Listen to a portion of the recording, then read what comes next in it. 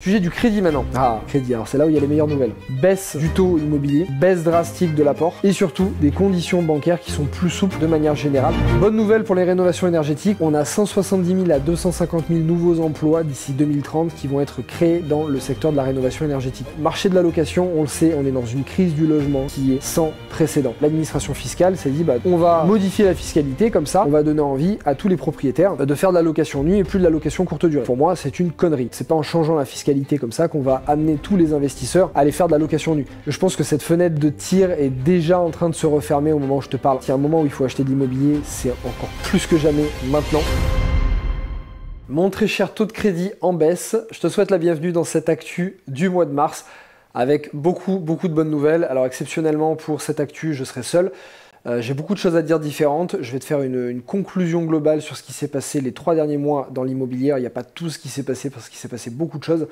Mais comme l'information était dense, j'ai préféré te faire une actu tout seul aujourd'hui avec beaucoup de sujets que j'ai à te donner et des conclusions que j'ai faites d'analyse, de propres analyses, les miennes et celles de professionnels de l'immobilier que je connais. Et comme l'actualité est très dense, pendant 2 mois, le mois de mars et le mois d'avril, il y aura 2 actus dans le mois. Parce que tu vas le voir, il y a beaucoup de choses et surtout il y a pas mal de bonnes nouvelles, notamment des assouplissements au niveau bancaire, des baisses de taux qui ont commencé depuis le mois de décembre. Donc je vais t'en parler un petit peu pendant cette vidéo, mais je te ferai une autre actu qui sera dans 2 semaines, qui sera pour le 3e mardi du mois de mars, où là je fais intervenir un courtier, où on va vraiment parler de la situation bancaire, parce qu'il y a beaucoup de choses qui se passent. Et donc plutôt que de te faire des vidéos de 3 heures, j'ai préféré séparer les choses. Donc aujourd'hui, je suis avec l'iPad, il y a beaucoup de sujets qu'on va évoquer aujourd'hui, l'immobilier de manière générale, le marché immobilier, la fiscalité, on va parler du crédit, on va parler aussi du marché de la location qui est tendu et on va parler un peu des crypto-monnaies, enfin il y a beaucoup de choses qu'on va évoquer sur cette actualité qui est très dense en ce moment avec, comme tu vas le voir, des bonnes nouvelles. Donc c'est parti, je démarre avec les informations d'actualité générale sur l'immobilier. Je vais faire des allers-retours avec l'iPad. Je voulais pas forcément prendre un prompteur et juste, tu vas lire les chiffres les uns derrière les autres et te faire quelque chose d'un peu plus plat. Donc je vais passer un peu de temps sur l'iPad, je vais faire des allers-retours et je vais te donner mon avis par rapport à ce qui se passe dans l'actualité. Aujourd'hui, on a 3,1 millions de logements vacants en 2023. Pour moi, ça va être un sujet important, un sujet politique important, c'est qu'est-ce qu'on va faire de ces logements vacants. On a en face une crise du logement qui est sans précédent. On a très peu de logements disponibles à la location, c'est ce que je vais évoquer tout à l'heure.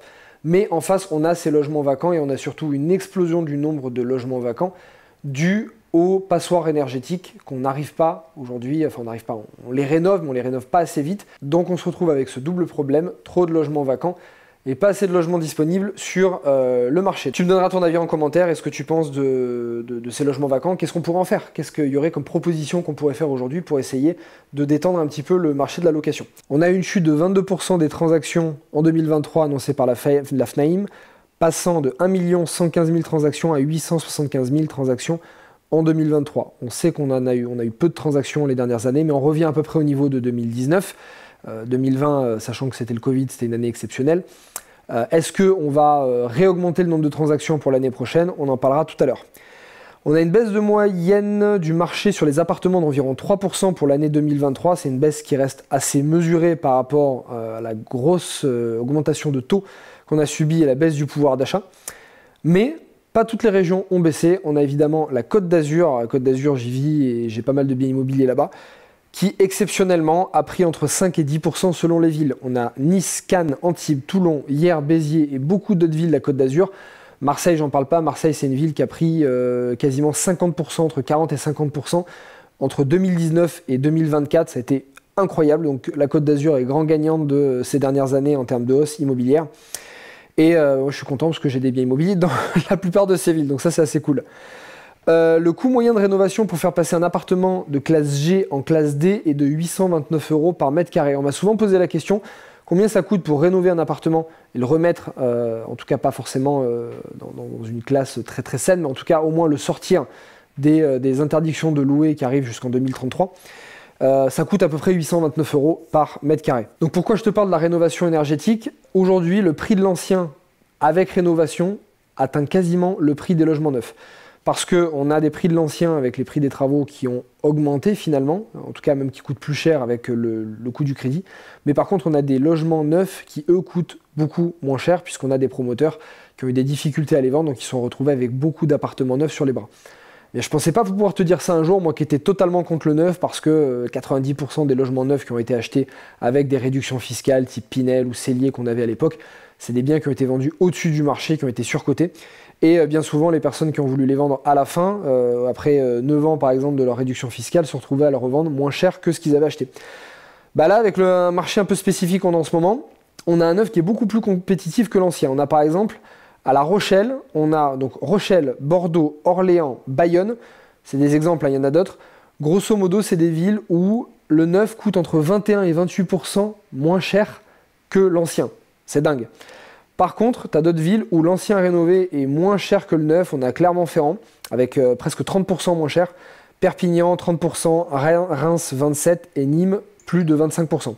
Donc évidemment, ça ne veut pas dire que tu peux plus faire d'achat dans l'ancien et les rénover, que ça devient plus intéressant. Ça veut juste dire, attention, certaines villes, peut-être que si tu veux acheter juste une résidence principale, avoir un bien de long terme patrimonial, peut-être que d'acheter dans le neuf, suivant certaines villes, comme celle que je t'ai évoquée, ça peut être intéressant. Ça peut être intéressant, attention, fais bien tes calculs, fais pas n'importe quoi. On a une augmentation de 23% du nombre de biens sur le marché en vente. Donc on a un stock de vente qui augmente, à l'inverse du stock d'allocation qui, lui, s'amenuise totalement, pour pas dire qu'il est absent. Ça, on parlera du marché de l'allocation tout à l'heure. En moyenne, on met 20 jours de plus à vendre un bien immobilier sur le marché, donc ça c'était au dernier trimestre 2023, par rapport à mi-2023. Donc les durées se sont allongées, mais je pense que la tendance va s'inverser à partir de ce début 2024, voire milieu 2024, avec les bonnes nouvelles que je vais t'annoncer tout à l'heure, notamment les bonnes nouvelles liées au crédit.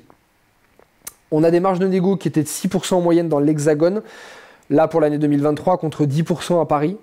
Paris, oui, c'est une ville qui a beaucoup baissé par rapport à d'autres villes. J'ai fait des achats à Paris récemment, hein, comme je te le disais. Comme je te l'ai toujours dit aussi, quand tu as des endroits qui baissent et que ça va pas bien, c'est le moment d'aller faire des belles négos. Donc Paris a beaucoup baissé, avec des moyens de négociation qui sont plus élevés qu'ailleurs. Et on a alors par contre dans le luxe, on a donc Sotheby's Realty qui a une baisse de 7% en volume sur l'année 2023, mais son PDG considère l'année comme excellente avec des résultats qui surpassent ses résultats de 2021 qui étaient records. Donc le luxe s'est très très bien comporté pour l'année 2023. Alors, on a juste cette source-là, mais principalement les autres sources que j'ai par d'autres agences immobilières, que ce soit le luxe Côte d'Azur par exemple, ou le luxe parisien, ça s'est très très bien comporté. Peut-être aussi lié à la baisse de l'euro par rapport au dollar. On sait que quand on a eu la baisse de l'euro, on a beaucoup d'étrangers, des Américains qui sont revenus sur le marché à Paris pour venir acheter. On avait d'un côté un marché parisien qui était en baisse, plus l'euro qui baissait. Moi je te donne un exemple, je construis actuellement au Mexique. Je fais une construction donc en pesos mexicains. J'envoie donc des euros vers le pesos mexicain. Le taux de change a perdu quasiment 30%. Entre l'euro qui s'est déprécié et le pesos mexicain qui s'est apprécié par rapport au dollar qui lui aussi s'est déprécié, bah, grosso modo j'ai perdu 30% dans le change. Donc si tu as un Américain qui vient et qui achète 20% de moins sur le marché grâce au taux de change et 10% de moins grâce à la négociation et le marché qui baisse, bah, finalement il va faire un achat à 30% en dessous de sa valeur. Donc celui qui avait envie de s'acheter un magnifique appartement vue Tour Eiffel à 5 millions d'euros à Paris et qu'il a 30% moins cher, bah, c'est du beau patrimoine acquis pas cher. Donc peut-être que ça a maintenu le luxe, mais dans tous les cas, le luxe, que ce soit dans les montres, que ce soit dans les voitures, que ce soit dans l'immobilier, c'est des marchés qui sont ultra résistants et avec des belles marges. Donc on a les acteurs du secteur du luxe qui continuent à réaliser des ventes records, parfois des prix jamais atteints, mais le volume global d'affaires, tout comme les prix moyens en mètre carré, ont tendance, eux, à reculer. La plupart des acteurs tapent sur une baisse en 2024 de 3 à 5%. Moi, je ne suis pas forcément d'accord. J'évoquerai ce cas-là dans une deuxième interview que je donne mi-mars 2024, cette deuxième actu. Mais moi, je pense que la baisse sera un peu plus mesurée. Pourquoi ? Parce qu'on a des très très bonnes nouvelles au niveau bancaire que je vais t'évoquer tout à l'heure. Donc je pense que, par exemple, sur les appartements, en moyenne, on a une baisse de 3% en 2023, avec des taux qui sont passés de quasiment 3% début d'année à 4,5% en fin d'année. Je ne pense pas qu'on aura une baisse de 3 à 5% cette année, mais je peux me tromper. Peut-être dans certaines régions, mais je ne pense pas que ce soit global en France. On verra si l'avenir me donne raison, mais je pense que ça sera un petit peu plus faible que ça. Par rapport à la baisse de marché, j'ai toujours dit sur mes vidéos YouTube, sur mes actus, sur des lives que j'ai donnés, qu'on allait avoir une superbe fenêtre de tir pour acheter de l'immobilier pas cher entre début 2024 et fin 2024.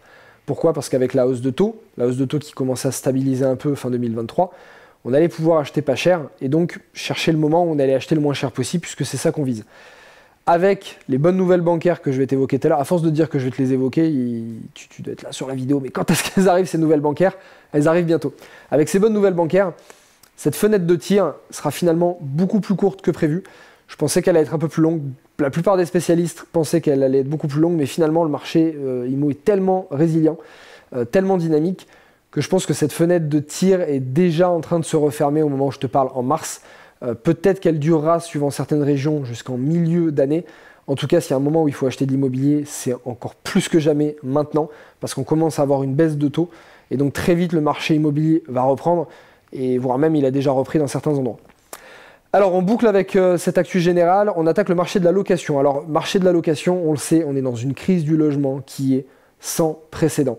Si tu as cherché aujourd'hui un appartement en location, peu importe les villes en France, mais majoritairement dans les 10 plus grandes villes en France, à mon avis, tu as dû avoir des galères comme jamais de ta vie, tu as dû en avoir. Si tu es étudiant, tu as dû probablement loger dans des campings, voire même arrêter tes études parce que tu ne pouvais pas te loger. Ça, c'est la réalité du marché de la location aujourd'hui.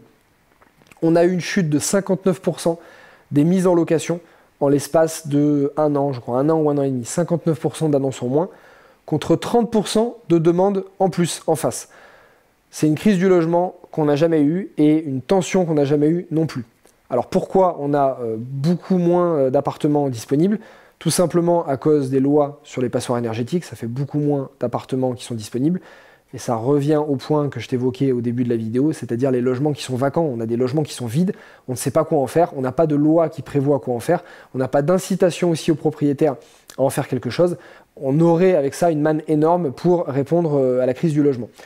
On a moins de logements aussi à cause des courtes durées, des Airbnb, parce que les gens préfèrent louer, et c'est pas moi qui vais leur jeter la pierre, hein, c'est moi qui les incite à le faire, parce que c'est beaucoup plus intéressant, c'est plus rentable, il y a moins de contraintes que sur les locations nues en long terme, et aussi parce qu'on a des avantages fiscaux plus intéressants. On avait des avantages fiscaux plus intéressants, je t'évoquerai tout à l'heure un changement fiscal qu'il y a eu il y a un mois et demi, que tu as dû voir dans le nouveau projet de loi de finances.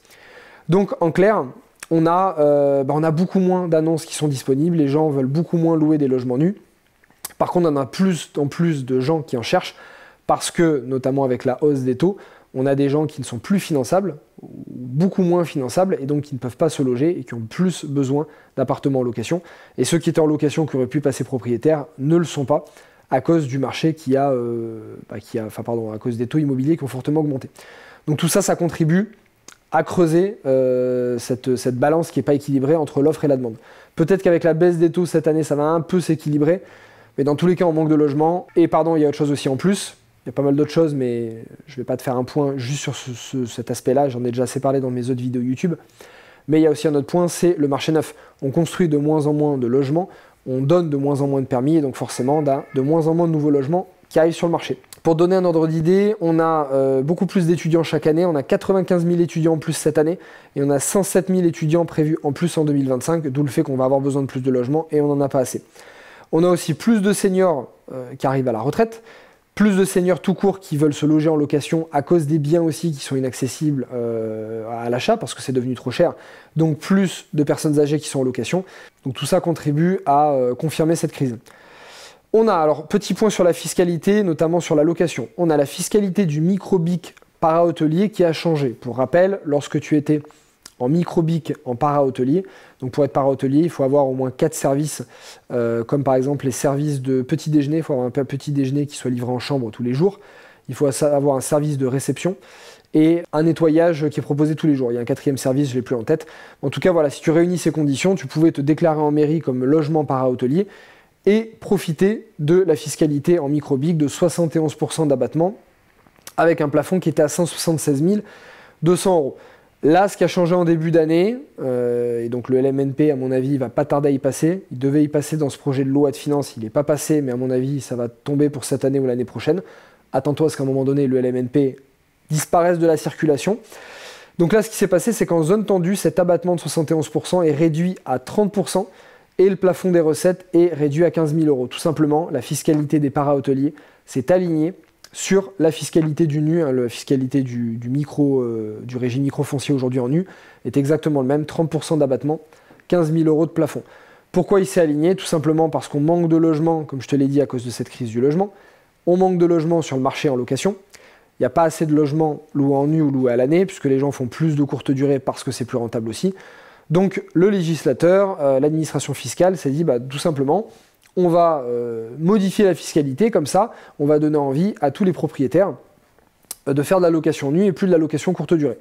Sauf que pour moi, c'est une connerie. Voilà, je te le dis, c'est une connerie. C'est pas en changeant la fiscalité comme ça qu'on va amener tous les investisseurs à aller faire de la location nue. Il y a beaucoup d'autres problèmes que j'ai déjà évoqués sur BFM Business qui sont à prendre en compte. C'est pas que la fiscalité. D'ailleurs, on le verra cette année, ça ne va rien changer, très très peu, pour créer du logement en nu. Ce qui change, c'est le rendement. Aujourd'hui, ce qui fait que tu fais de la courte durée, c'est pas forcément la fiscalité, un petit peu pour certains, mais pas forcément. Ce qui fait que tu fais de la courte durée, c'est le rendement. En moyenne, tu as des rendements dans les grandes villes de 6% net sur des logements courte durée. Moyenne globale, je ne parle pas moyenne toi investisseur qui est très débrouillard, je parle moyenne globale, 6% net contre 2% net sur du logement nu. Même si tu changes la fiscalité, au lieu d'être à 6% net en courte durée, tu vas passer à 5 net. Bon, entre 2 et 5 net, avec la gestion qui est quand même plus simple pour moi en courte durée, qui n'est pas plus simple en temps, si tu le fais toi ou si tu délègues, c'est plus simple en termes de gestion d'impayés, de gestion de locataires récalcitrants et de squatteurs. C'est en ça que c'est plus simple. Tu as quand même moins de cas d'impayés sur la courte durée que ce que tu as en location nue, où vraiment ça peut enfermer des propriétaires sur une longue durée avec des locataires qui ne payent pas et un gouvernement qui protège les locataires qui ne payent pas. Donc c'est en ce sens-là que rendement location courte durée versus rendement de location à l'année, il n'y a pas à comparer. Donc c'est ça qui fait que les gens vont vers la courte durée et non pas la fiscalité. Mais bon, peut-être qu'un jour le gouvernement l'entendra. Et dans les zones rurales, l'abattement sera de 50% et non pas 71%. Mais ça ne concerne pas tout le monde, ça concerne ceux qui sont vraiment para-hôteliers. Si toi tu louais ton Airbnb comme ça, on va dire, sans proposer les services que je t'ai évoqués, toi, tu n'es pas concerné. Sujet du crédit maintenant. Ah, crédit, alors c'est là où il y a les meilleures nouvelles. Alors, crédit, on a eu en 2 ans une baisse de 15% du pouvoir d'achat dans l'immobilier. Mais on a eu 25% de perte moyenne de capacité d'emprunt. Pourquoi 15% de perte sur le pouvoir d'achat? C'est parce que l'immobilier a un peu baissé.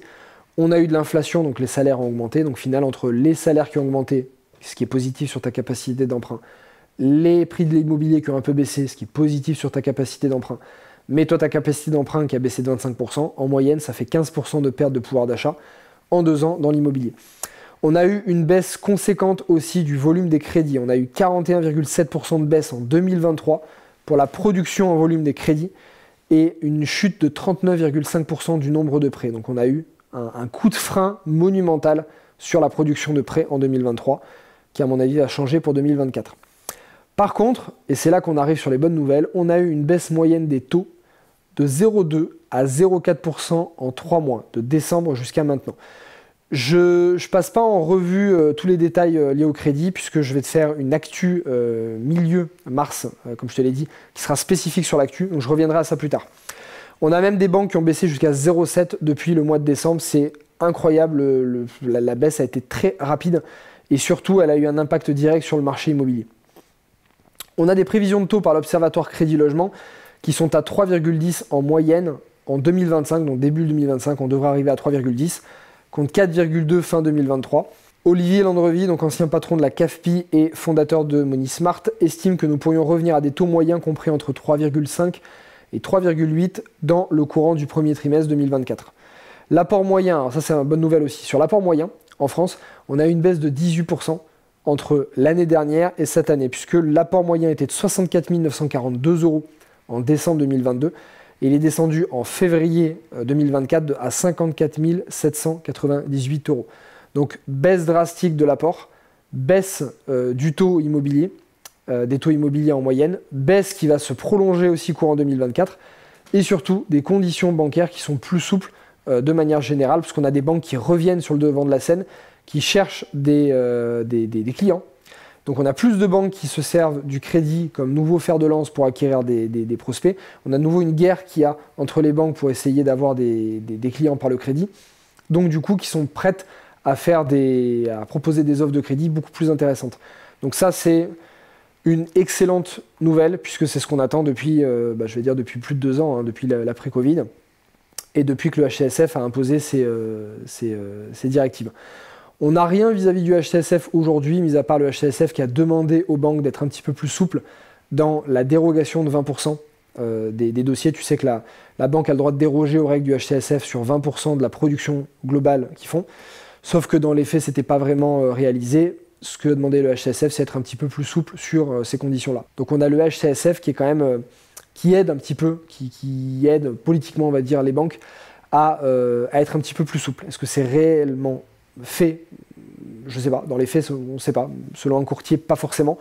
Mais en tout cas, on a cette demande-là publique vis-à-vis du HCSF. Donc peut-être qu'on aurait d'autres nouvelles du HCSF courant de l'année ou en 2025 qui lèveraient tout ou partie des freins qu'il a mis en place depuis l'année 2019 et 2020. Alors on a d'autres solutions qui ont été évoquées pour assouplir le crédit, notamment un crédit qui serait fait en deux. Alors ça, c'est pas encore voté, mais ça va être présenté fin février 2024. En gros, ça serait un crédit qui serait divisé en deux crédits. Donc un premier crédit qui serait de 80% du montant total que tu souhaiterais emprunter, qui serait un crédit classique sur 20 ou 25 ans, crédit amortissable, voilà, vraiment classique. Par contre, sur les 20% restants, ça serait un crédit qui serait hypothécaire en in fine, sur lequel tu ne paierais donc que les intérêts pendant la période de ton crédit. Donc en fait, ça permettrait d'alléger largement des mensualités de crédit, puisque tu ne ferais pas de l'amortissable, tu ferais de l'in fine. Et ce qui se passerait, c'est que ce crédit de 20% serait remboursé au moment de la vente du bien. Au terme, il serait remboursé du coup en in fine. Donc ça, c'est une proposition qui devrait être faite. On a aussi autre chose qui a été mis en place, c'est l'allongement possible de la durée d'emprunt de 25 à 27 ans pour ceux qui veulent faire 10%, enfin qui veulent investir 10% du montant de l'opération dans les travaux. On a la non prise en compte du pré-relais dans le calcul du taux d'effort. Ça, c'est aussi important pour ceux qui avaient un pré-relais. On aurait, donc en fait, les emprunteurs engagés dans des opérations immobilières complexes impliquant un pré-relais pourraient bénéficier d'un taux d'effort plus favorable, facilitant ainsi l'obtention du crédit. Et enfin, le HCSF a demandé, donc c'était pareil, je crois, aux alentours des décembre 2023, a demandé aux banques de faire un réexamen des dossiers qu'ils avaient refusés. En fait, quand une banque te refuse un dossier, tu sais, elle te dit jamais pourquoi elle te le refuse. Donc elle a demandé à ce que les banques expliquent maintenant pourquoi est-ce que les dossiers étaient refusés, et surtout propose des réexamens des dossiers qui ont été refusés. Dans les faits, en fait, à partir du moment où on a eu une baisse des taux, automatiquement, les dossiers qui ont été refusés peut-être en novembre 2023 avec des taux à 4,5 qui sont réétudiés aujourd'hui avec des taux à 4 ou à 4,1, forcément, il y a beaucoup plus de chances que ça passe. Donc toi, si tu as eu un refus de crédit là sur les 6 derniers mois, retourne voir ton banquier aujourd'hui, même si c'est le même dossier, avec la baisse des taux, la demande du HCSF d'assouplir légèrement et les banques qui ressortent les dents pour essayer de choper du client, tu as des grandes chances que ton dossier puisse passer.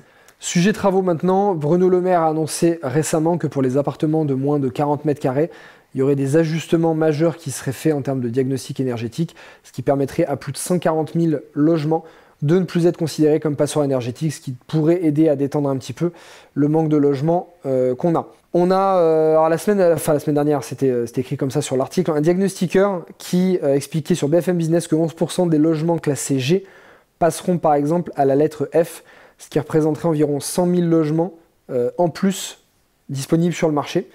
Et d'autres logements passeront de la lettre F à E, tandis que certains logements G gagneront au moins 2 classes de DPE pour sortir de ce qu'on appelle les passoires thermiques. Donc cette nouvelle mesure mise en place par Bruno Le Maire pourrait aider à faire gagner entre 100 et 150 000 logements sur le marché. Alors un point qui va t'intéresser, la Cour de cassation rappelle que si un propriétaire ne peut pas proposer à la location un logement qui est décent ou un logement qui est en passoire thermique, alors il peut rompre le bail. Qu'est-ce que ça veut dire? Admettons qu'aujourd'hui, tu avais un locataire en loué en nu qui venait de redémarrer son bail depuis 6 mois, 1 an. Donc normalement, tu n'es pas censé rompre le bail avant la fin, c'est-à-dire dans 3 ans, enfin 2 ans et demi restants. Mais tu as besoin de vendre le bien assez précipitamment, tu veux vite refaire des travaux parce que tu veux pouvoir augmenter le loyer.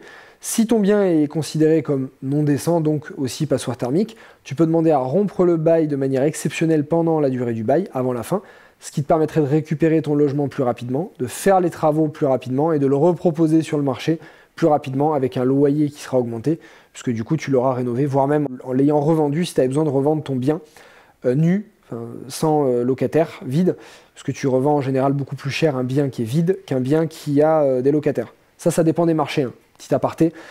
Tu es sur un marché, petite ville, exemple, voilà, je parle de Béziers parce que j'ai déjà acheté là-bas. Petite ville, 1500-2000 euros par mètre carré en moyenne.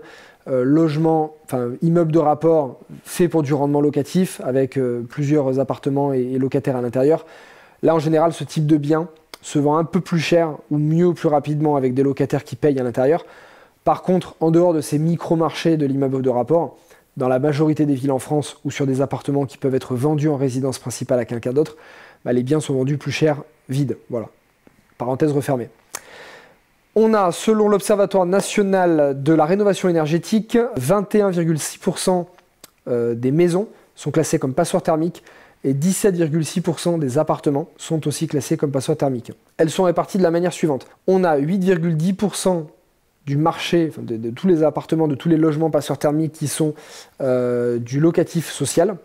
On a 18,5% qui sont du parc locatif privé et on a 30%, 29,5% qui sont des résidences secondaires et 24,10% qui sont des logements vacants. Aussi intéressant pour les logements qui sont vacants et qu'on pourrait remettre sur le marché, c'est qu'en fait on a plus de 55% des passoires énergétiques qui sont des logements secondaires ou des logements vacants, donc des logements finalement qui sont vides. Les résidences secondaires sont vides quasiment tout le temps. Donc on a politiquement quelque chose à faire là-dessus. Si jamais on a un responsable politique qui nous écoute dans cette vidéo, on a quelque chose à faire là-dessus. Voilà. Il faut plus d'incitation de ce côté-là. 2023, on a vu une légère baisse du nombre de logements rénovés avec 623 790 logements rénovés contre 670 000 en 2022. Ça représente une diminution de 7%, bien en dessous de l'objectif fixé à 700 000. Et parmi ces rénovations, on a 569 243 logements qui ont bénéficié de l'aide MaPrimeRénov'. C'est quand même énorme, hein, ça représente plus de 85%, si je te dis pas de bêtises, peut-être même plus de 85% des logements qui ont bénéficié de l'aide MaPrimeRénov'. Donc ça veut dire qu'on a beaucoup de logements qui font des rénovations énergétiques.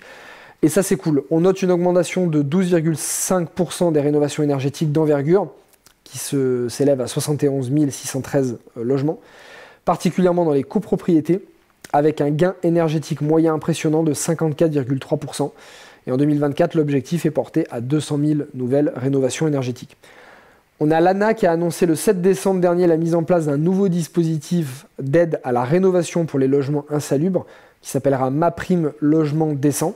La date de construction du logement doit être de plus de 15 ans et ils doivent avoir reçu une évaluation de dégradation effectuée par l'ANA. Ça concerne uniquement les résidences principales, sur un montant de rénovation maximal de 70 000 euros. Les revenus modestes peuvent percevoir jusqu'à 42 000 euros d'aide et les revenus très modestes jusqu'à 56 000 euros d'aide. Et tu as 10% d'aide supplémentaire qui seront accordées si les travaux permettent d'obtenir un DPE autre que F ou G. Donc je t'invite à aller voir le site de l'ANA pour avoir plus d'informations ou les contacter directement par téléphone. Bonne nouvelle pour les rénovations énergétiques, on a 170 000 à 250 000 nouveaux emplois d'ici 2030 qui vont être créés dans le secteur de la rénovation énergétique. L'avantage c'est que ça va créer beaucoup d'emplois, donc si tu es étudiant ou que tu n'es pas encore étudiant et tu cherches peut-être une piste de métier, peut-être dirige-toi vers la rénovation énergétique, tu as de grandes chances de trouver de l'emploi. A l'inverse, on a dans l'immobilier neuf, dans la promotion immobilière et dans le bâtiment, on va avoir une perte justement de logement, je vais y arriver, hein. Ça fait 4 fois que je dis perte de logement ou gain de logement à la place d'emploi. J'ai l'équipe de vidéastes qui se fout de ma gueule derrière, mais je la laisse, celle-ci je la laisse, voilà. Donc perte d'emploi et pas de... Je suis en jet lag, je suis arrivé du Mexique hier, tu m'excuseras. Sujet immobilier neuf, donc sujet immobilier neuf, entre décembre 2022 et novembre 2023, les autorisations de construction pour les logements neufs ont enregistré une baisse préoccupante de 25,5%, soit 127 300 unités de moins par rapport à l'année précédente avec seulement 372 500 logements autorisés. Et la baisse va continuer de se prolonger encore et encore puisqu'on a toujours de moins en moins de permis et de moins en moins de logements neufs qui sortent du coup. Cette tendance à la diminution se reflète également dans les chantiers démarrés où une réduction de 19,6% a été observée avec environ 294 700 logements en cours de construction. Entre la maison neuve, qui est, selon nos politiques, une aberration écologique, entre les difficultés pour les collectivités maintenant à laisser des promoteurs créer du logement, les difficultés d'obtenir un permis et toutes les contraintes administratives, légales qui pèsent sur les promoteurs, on va avoir de moins en moins de logements neufs qui vont sortir et donc du coup ça va permettre de maintenir les prix de l'immobilier vers le haut.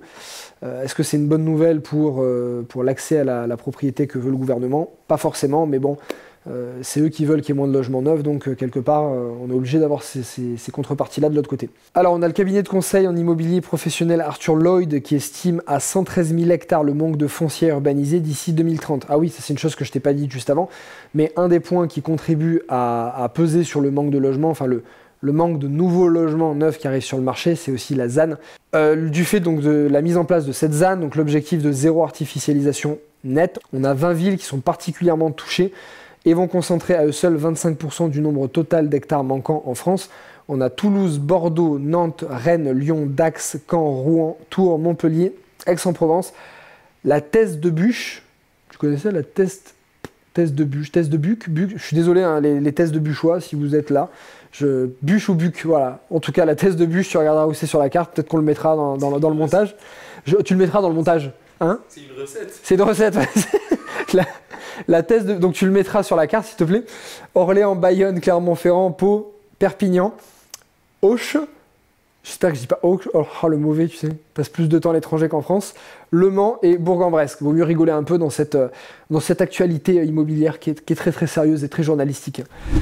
Et enfin, la baisse du nombre d'emplois et non pas de logements, comme j'ai dit tout à l'heure, selon Olivier Saleron, président national de la Fédération française du bâtiment. Le bâtiment pourrait voir une diminution de 10% de son activité d'ici fin 2025, entraînant la perte de 150 000 emplois. Et selon le cabinet Altares, 1400 faillites d'agences immobilières sont attendues cette année, donc l'année 2024, contre 887 en 2023.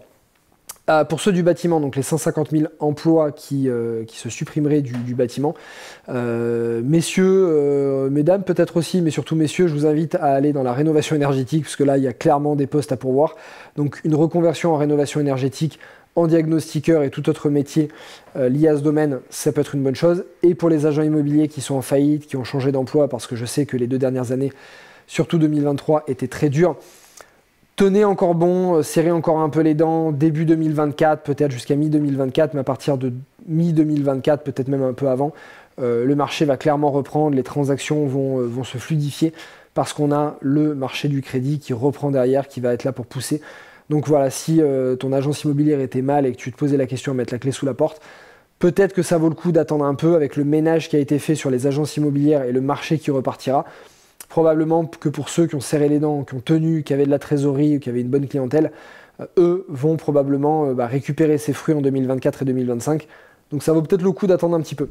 Ensuite, petit aparté sur l'immobilier monde, quelques informations. Alors, concernant l'Arabie Saoudite, on t'a fait une vidéo avec Vincent Pavanello, que j'ai fait intervenir plusieurs fois sur la chaîne, sur l'Arabie Saoudite. Alors la vidéo date d'il y a 3 mois, il ne s'est pas passé grand-chose sur le marché en 3 mois sur le marché de l'Arabie Saoudite. Par contre, il y a un changement qu'on t'avait évoqué dans la vidéo, mais cette vidéo, on ne l'a pas postée, donc je vais te la poster courant avril, parce qu'elle n'était pas pressée par rapport à toutes les autres actualités qui étaient très denses. Mais il y a surtout une chose qui a changé dans cette vidéo-là qu'on te postera bientôt. L'Arabie Saoudite est d'ailleurs un pays qui m'intéresse pour les investissements incessamment sous peu. Sauf qu'on avait évoqué dans la vidéo avec Vincent qu'il y avait un point qui était rédhibitoire, c'est que les étrangers ne pouvaient pas acheter en Arabie Saoudite.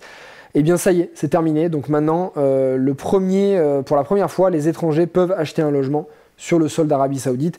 Il va y avoir d'énormes ouvertures pour les étrangers, pour les capitaux étrangers. Donc voilà, point à voir. On te fera cette vidéo sur l'Arabie Saoudite avec Vincent bientôt. Je te la posterai et on en fera peut-être une autre courant fin d'année parce qu'il y a beaucoup de choses qui vont bouger. Alors au Canada, on a les étrangers qui n'ont plus le droit d'acheter des logements depuis 2022. La mesure prévue pour s'arrêter au 1er janvier 2025 vient d'être prolongée de 2 ans jusqu'en 2027. Il n'y a que de rares exceptions, comme pour les étrangers qui travaillent au Canada depuis plusieurs années et qui n'ont pas encore acheté un premier bien. D'autres mesures ont été mises en place dans le pays, telles que la baisse drastique des visas étudiants qui étaient passés de 300 000 à 1 million en une décennie. Donc la raison principale de cette restriction, la pénurie de logements. Exactement comme nous en France, ils ont aussi une pénurie de logements et d'autres pays font les choses de façon plus subtile, comme Singapour par exemple qui a doublé les droits d'enregistrement, donc les fameux frais de notaire pour nous, pour les acquéreurs étrangers. Je vois mal la France faire quelque chose comme ça, surtout que je ne pense pas qu'on ait autant d'expatriés que ça, qui fassent peiner en fait le marché de la location. Mais voilà, c'est pour te montrer un petit peu ce qui se fait à l'étranger. Et enfin, crypto. Alors crypto, quelques petites informations rapides, mais quand même, le Bitcoin a dépassé ce lundi 12 février, et j'en suis très content pour en avoir, la barre des 50 000 $ pour la première fois depuis plus de 2 ans. On se rapproche quand même de l'ATH qui était en novembre 2021, qui était je crois à 65, 67 000 $, je crois si je dis pas de bêtises. On s'en rapproche, donc tout le monde parle du bull run, parce qu'on est vraiment dans le bull run, est-ce que le bull run va arriver? Je te recommande les vidéos que je fais avec Quentin, où on parle spécifiquement des crypto-monnaies. Tu regarderas les dernières semaines, on en a fait quelques-unes. Près de 94% des détenteurs de Bitcoin aujourd'hui sont en plus-value. Donc on a un marché de la crypto-monnaie qui repart très très fortement depuis ces derniers mois et surtout ces dernières semaines, tu as dû le voir. Donc on a les médias qui commencent à en reparler. Tape Bitcoin sur Google et tu vas voir des BFM Business, des Figaro, des BFM TV, etc. qui ont des articles qui datent de quelques jours, qui commencent à dire « Ah, le Bitcoin, est-ce que c'est le moment de réinvestir ?» Bon, voilà, tu sais que nous, en tout cas ceux qui sont informés, bien informés sur cette chaîne et ailleurs, on a réinvesti depuis quasiment les plus bas, depuis qu'ils faisaient 18 000 $. Mais tu vas avoir des médias qui vont en parler de plus en plus. Donc est-ce qu'on est peut-être à un début d'euphorie ou pas encore? On ne sait pas. À suivre. En tout cas, on a 10% au global des Français qui détiennent des cryptos et 17% des 19-35 ans, c'est ça, 19-35 ans. Donc, avoir ces chiffres après le bull run, à combien ils se porteront. Et enfin, je vais finir avec une phrase qui collera très bien avec les cryptos et qui marche très bien aussi avec l'immobilier et ce marché qui va repartir bientôt. Tout le monde dans l'immobilier veut toucher le point bas. Tout le monde a envie d'acheter au point bas, a envie d'acheter au creux du cycle. C'est exactement pareil dans les crypto-monnaies. Mais finalement, personne n'y arrive vraiment. Donc en fait, on a deux solutions, soit acheter un tout petit peu avant le point bas, soit acheter un tout petit peu après. Dans tous les cas, il vaut toujours mieux acheter un peu avant le point bas, parce qu'il y a toujours beaucoup moins de concurrence, que d'acheter un peu après.